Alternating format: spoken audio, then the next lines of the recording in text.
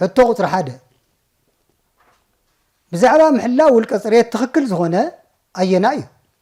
ብዛዕባ ምሕላው ውልቀ ፅሬት ትኽክል ዝኾነ ኣየና እዩ?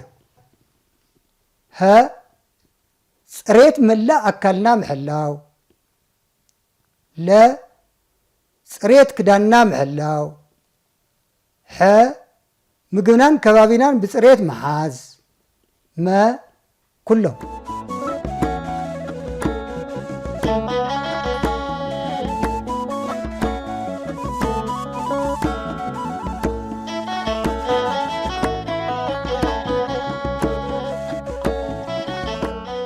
መልሲ መ ኩሎም እንተልኩም ትኽክል ኢኹም። ሕቶ ቁፅሪ 2 ሳዕቤን ዘይምሕላው ውልቀ ፅሬት ዝኾነ ኣየና እዩ?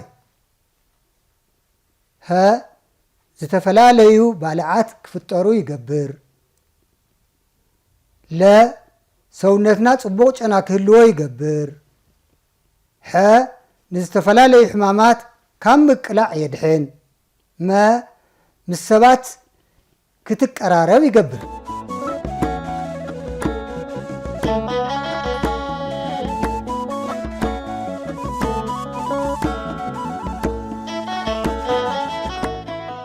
መልሲ ሀ ዝተፈላለዩ ባልዓት ክፍጠሩ ይገብር።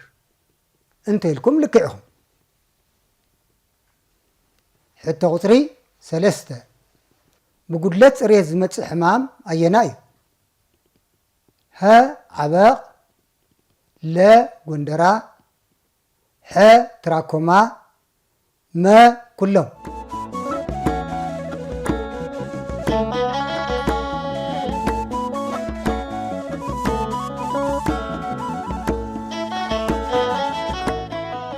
መልሲ መ ኩሎም እንተ ዳ ኢልኩም ልክዕ ኢኹም።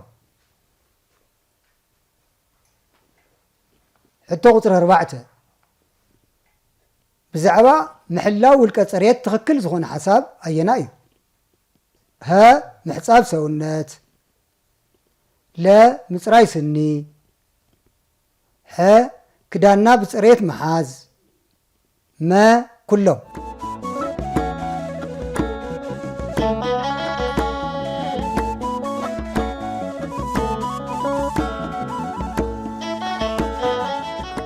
መልሲ መ ኩሎም እንተ ዳ ኢልኩም ልክዕ ኢኹም።